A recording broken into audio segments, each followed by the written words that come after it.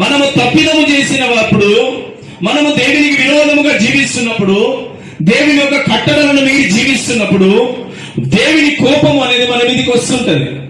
ఇశ్రాయేలు ప్రజలు దేవునికి విరోధముగా జీవించారు, దేవునికి విరోధమైనటువంటి పనులు చేశారు, చేయకూడని పనులు చేశారు, విగ్రహారాధన వైపు వెళ్ళారు, వారికి దేవునికి ఆయాసం కలగజేశారు, వారిని సరిగారు, దేవునికి ఆయాసం కలగజేశారు.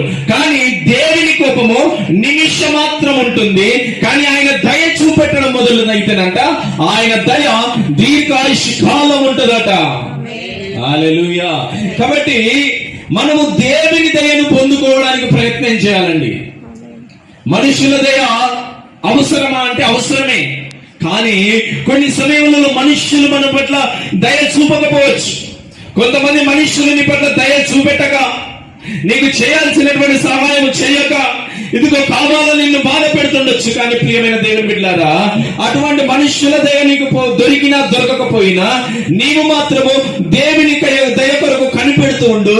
ఆయన దయ నీకు దీర్ఘాయుష్యును కలగచేస్తుంది. Praise the lord. హల్లెలూయా. బిగ్గరగా చెప్పొచ్చు, దేవుని దయ. అందుకే భక్తుడైనటువంటి సమూయేలు గారి నుంచి దేవుని వాక్యం సెలవిస్తుంది, సమూయేలు గారు ఎదుగుతుండగా దేవుని దయ యందును మనుష్యుల దయ యందును వర్ధిల్లుతూ ఉన్నాడట. ఆమేన్.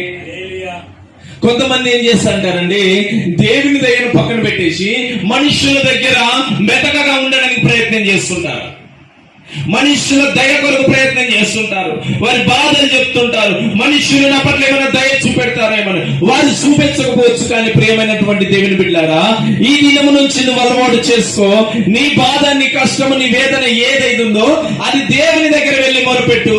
దేవుడు నీ మీద దయ చూపించును గాక. ఆమేన్. ఎస్తేరు గ్రంథంలో చూసినట్లయితే ఎస్తేరు మీద దేవుని దయ ఉన్నదని, ఆయన దయ, దేవుని దయ నీ మీదికి దిగి వచ్చును గాక. దేవుని దయ నీ పిల్లల మీదికి దిగి వచ్చును గాక.